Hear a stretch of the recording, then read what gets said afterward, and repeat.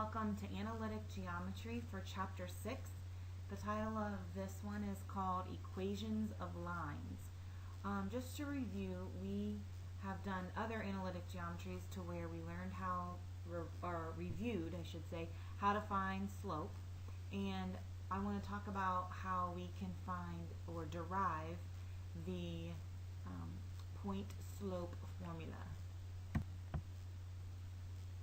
Okay, so you already probably have memorized the point slope formula, or at least you should have. If not, this is going to be a way to remember how we got there. So if you remember, the point slope formula just the slope formula says m equals y2 minus y1 over x2 minus x1. Well, let's just for a minute take out the 2, okay, and just say this could be any y and this could be any x, any point, input output on the line. But we're just given one point. So given a point and then any point.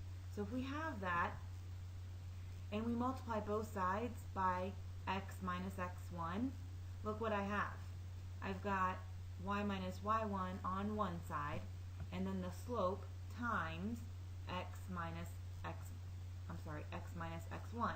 Because remember, x minus x1 is a quantity. And if I multiply both sides, I can cancel out on the fraction.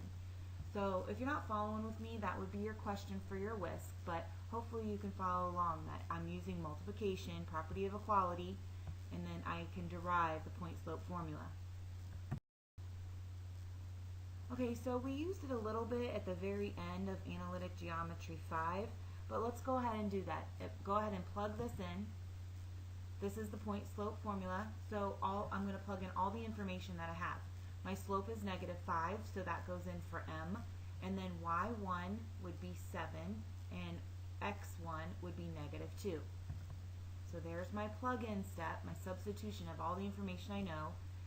Now I need to simplify, right, because subtract a negative number becomes positive, and now I need to distribute.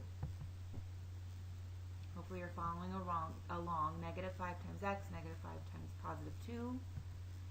Okay, then I'm going to add 7 to both sides because I want y by itself. I need to get this in y equals mx plus b form, which that is called slope-intercept.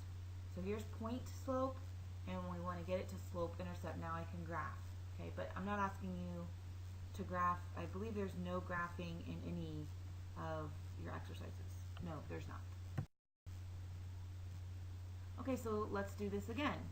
Now I don't have the slope, so I need to use my slope formula first. Okay, this is my y2 minus y1 over x2 minus x1, and this is my plug-in step. Now I simplify. Okay, so I'll get -6 over -4, and that reduces to a positive 3/2. Remember, negative divided by a negative is a positive. So now I'm going to plug that slope in. So I plug the slope into my point slope form, right? And I can use either point here. I chose to use -3, -1, the first point that's listed there for my x's and y's, but you could have just as easily used the -1, -7. You will end up with the exact same equation of the line at the end. Okay, so when you're doing these exercises, don't get frustrated if I've used a different point than you. As long as the end result's the same, you're good. Okay, so now I needed to distribute the 3/2, right? So 3 times 3 is 3 times -3 is -9 over 2, right? Because that's like -3 over 1. I hope we're remembering our fractions here. And I'm simplifying -1 over on the left side of the equation. Y minus -1 will be a +1. So now I need to subtract 1 from both sides. And this is where you're going to make your boo-boo, okay? Remember, I have to find a least common denominator, which is going to be 2. And I'm subtracting 1. So the easiest way, I didn't show this step, but because I'm assuming after finishing Algebra 1, you already know how to do this.